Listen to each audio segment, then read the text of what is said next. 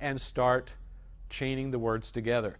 If you do it in little bite-sized chunks like that, it usually works much better. The longer you read before you go back to highlight, the harder it is to even remember, and then you have to reread it, which is sort of defeating the purpose. Okay? Any questions about any of this? I have one more little comment about highlighting.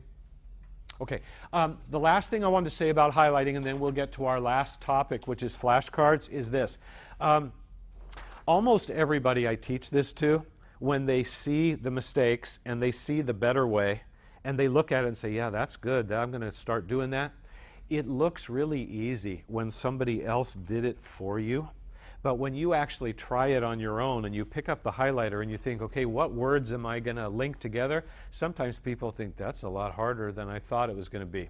But I want to just encourage you with this. I don't want to depress anybody here, but some of you in here at least are going to be reading thousands of pages of textbooks before you're done.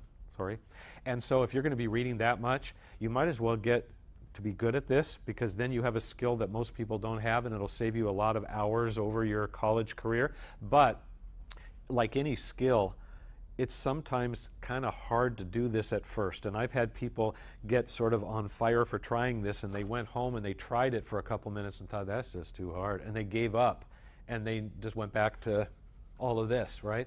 If you realize that, like any skill, it takes practice, and you are patient with yourself and you try many, many times, you'll start to get better and better at it, just like any other skill, as you practice. So I encourage you to do this, but don't give up after a couple times if it seems a little too hard.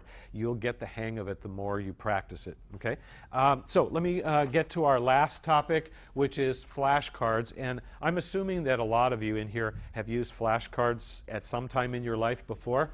I want to give you an idea that has a really, really good track record to it. And what I mean by that is that I've been teaching this for a long, long time, and I've had a lot of students try what I'm about to show you on vocabulary tests especially, and come back and say that it really helped and they got really good grades. And so it's got, as I said, a good background or a good track record. Okay. What are flashcards usually used for? Yeah, vocabulary. Not always, but that's the most common. So I want you to kind of envision a flashcard, even though I know you know what they look like. And I want you to imagine, again, that there's a word or a term there, and then there's a definition here. So you get all your terms you need to know. Grab your flashcards. You make a bunch of 20 or 30 or 50 of them, and then you go around all day and practice and all that. So that's a good way to learn. But this method isn't like that, where you look at the word and you try to say the definition and you check and then you go through them over and over again. There are two things about this method that make it different than probably what anybody here has ever tried before, and it seems to really help when tests come. The first one is this. When you have your stack all ready, and you're going to begin to test yourself on the material, the first thing you do is what everybody here has done before if you've used flashcards. Read the word, say the definition, check to see if you got it right. Okay, but here's the first difference.